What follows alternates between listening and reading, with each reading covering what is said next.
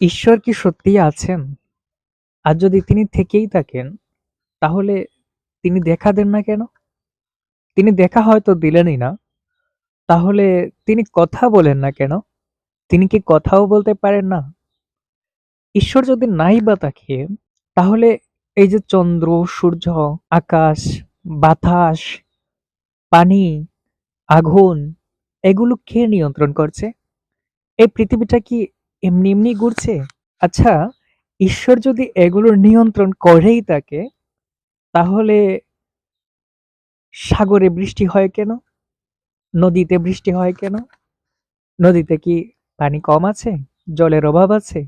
সাগরে কি জলের অভাব আছে? তাহলে সাগরে বৃষ্টি হয় কেন? ঈশ্বর যদি নিয়ন্ত্রণ করেই থাকেন, তিনি কি বৃষ্টিটাকে নিয়ন্ত্রণ করতে পারেন না? পাথরে বৃষ্টি হয় কেন? পাথরের উপর কেন বৃষ্টি পড়বে? পাথরে কি ফসল হয়?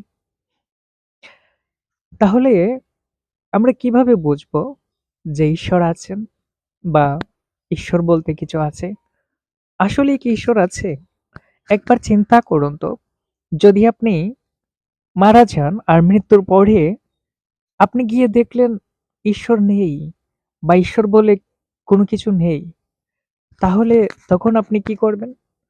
এত কাল, এত তপস্যা, এত সংগ্রাম, এত কঠোর তপস্যা, এত উপাসনা করলেন, অথচ মৃত্যুর পরে গিয়ে দেখলেন ঈশ্বর নেই।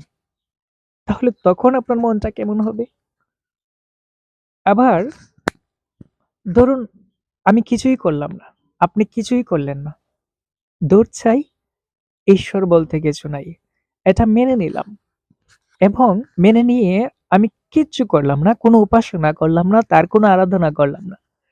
কিন্তু যখন মারা গেলাম, মৃত্যুর পরে গিয়ে দেখলাম ঈশ্বর আছে, তখন আমি কি বলবো?